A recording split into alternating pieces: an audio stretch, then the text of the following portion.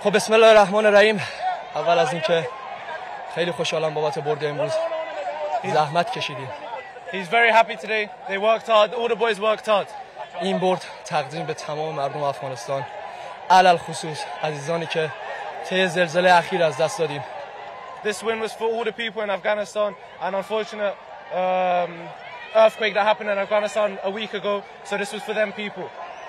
سال بعد دیگهش از امروز بازیکن‌های ما چطور بودن؟ خب همونجوری که شاید قبلا فهمیده باشید، تیم ما واقعا تو شرایط سخت تمرین کرد. ما یک روز قبل از بازی‌ها به میانمار رسیدیم. تو گروه واقعا سختی بودیم. ژاپن قهرمان آسیا، کویت خوب تیم بسیار خوب است. میانمار بسیار تیم خوب است. سطح مسابقات خوب بود، عالی بود. ولی خب ما هم تلاش کردیم با تمام وجود. 3 ماه 4 ماه کمپ تمرینی داشتیم تا بتونیم این برد رو به دست بیاریم. We've trained so hard for this. We came to Myanmar one day before the Japan game. We had the strongest group. We had Japan, the winners of Asia Cup last year. We had Kuwait. We had Myanmar. They were a strong team. But we showed heart today and we won. We trained for 3-4 months for this today, and all the boys deserve all the best. Well done. Thank you.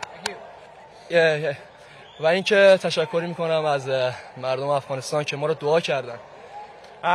ممنون از فدراسیون فوتبال. بگو. And he just wants to thank the Federation of Afghanistan, the people of Afghanistan for backing us up, and we got the win today for them. ممنون از کادر تیم، از تمام بچه‌ها سنگ تمام گذاشتن. این کمترین حق مردم افغانستان بود این برد، این خوشحالی. انشالله بتونیم تا برای دوره‌های بعدی بیشتر آمادگی بگیریم و پرقدرت‌تر بریم. و اینکه تشکر میکنم از خانواده خودم. دوستتون دارم. This win was for the coaches, for everyone, and for his family. That goal was for his family. Thank you very much. عکس میگیریم؟